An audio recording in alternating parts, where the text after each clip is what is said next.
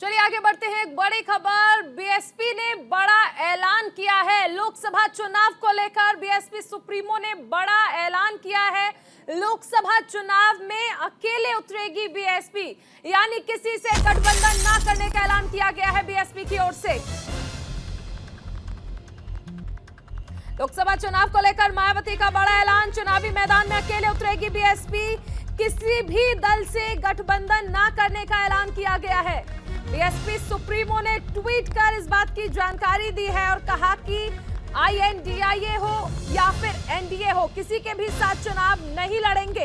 हमारी पार्टी अकेले चुनाव लड़ेगी। देखिए 2007 में भी लोकसभा चुनाव अकेले लड़ा था बीएसपी ने, और ये ट्वीट आपको दिखाया जा रहा है। दरअसल ट्वीट करके ही ऐलान किया गया बीएसपी की ओर से कि चुनावी मैदान में अकेले उतरेगी बीएसपी।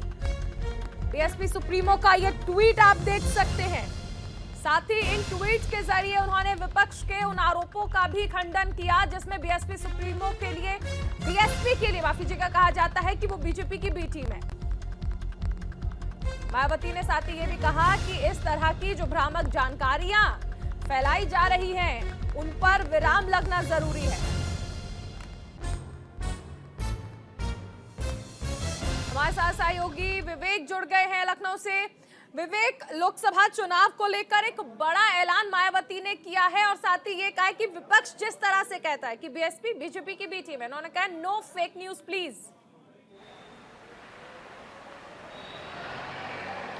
जी हाँ, बिल्कुल। देखिए, बीते कुछ दिनों से मीडिया के एक सेक्शन में यह खबर चल रही थी कि इंडिया अलायंस से मायावती का गठबंधन होने जा रहा है और इसके लिए उन्होंने 40 सीटों की डिमांड उत्तर प्रदेश में करी है। उससे पहले एक खबर ये चली थी कि एनडीए में शामिल होना चाहती मायावती, एनडीए की तरफ से भी उनको ऑफर है। आज इन सारी चीज़ों का मायावती ने बहुत ही कैटेगोरिकली खंडन कर दिया है और ये कहा है कि वो किसी से अलायंस करने नहीं जा रही हैं, चाहे वो इंडिया हो चाहे वो एनडीए हो। उन्होंने कहा कि ये दोनों ही जो गठबंधन है वो जातिवादी हैं, सांप्रदायिक है, पूंजीवादी हैं, गरीब विरोधी हैं, लिहाजा इनसे किसी तरह का गठबंधन नहीं होगा। और मीडिया से भी उन्होंने अपील करी है कि इस चीज़ को लेकर के वो फेक न्यूज़ ना चलाएं।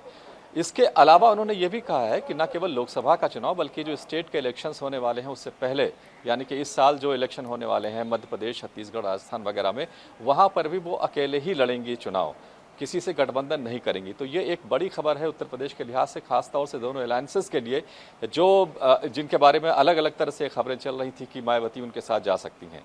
तो बहरहाल आज मायावती ने स्पष्ट तौर पर यह कह दिया है कि वो अकेले ही इस चुनाव में जा रही हैं, विधानसभा का चुनाव हो और उसके बाद लोकसभा का चुनाव हो, किसी से किसी तरह का गठबंधन नहीं करेंगी।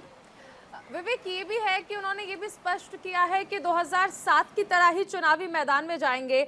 अगर बीएसपी अकेले चुनावी मैदान में जाती है तो क्या लगता है, क्या असर इसका हो सकता है विपक्षी गठबंधन पर और एनडीए दोनों पर, किस तरह का प्रभाव पड़ेगा?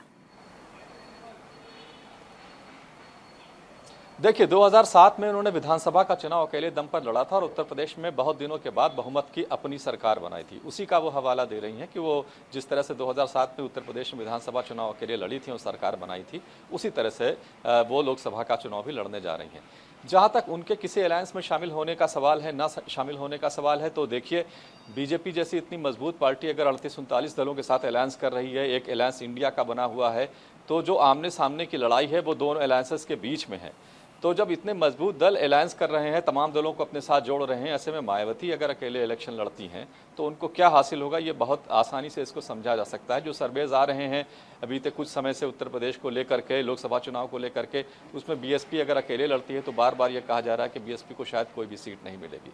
तो उनकी सफलता अकेले लड़ने पर क्या होगी, इसका आकलन अभी कर पाना मुश्किल है। जहां तक फायदे के बात समझना चाहेंगे आपसे कि देखिए बीएसपी ये कह रही है कि हमारी विचारधारा नहीं मिलती है। सबसे अहम चीज ये भी है कि विपक्ष जिस तरह से एकजुट हो रहा है केंद्र सरकार के खिलाफ, ऐसे में क्या वजह आपको नजर आती है कि बीएसपी ने इस गठबंधन से किनारा कर लिया है?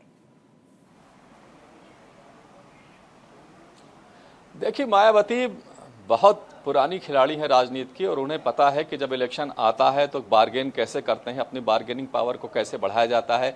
जब बार बार इस तरह की खबरें चल रही थी, कभी एनडीए में शामिल होने को लेकर, कभी इंडिया में शामिल होने को लेकर के, इस तरह इसके बाद इन्होंने जिस तरह से खारिज किया है, इसका मतलब ये है कि वो बार्गेन करना चाहती हैं, अपनी बार्गेनिंग पावर को बढ़ाना चाहती हैं, दोनों को अर्दब में लेना चाहती हैं, दोनों अलायंसेस को, और जहां से अच्छा ऑफर मिलेगा हो सकता है उसके बाद वो वापस किसी अलायंस को ज्वाइन कर लें।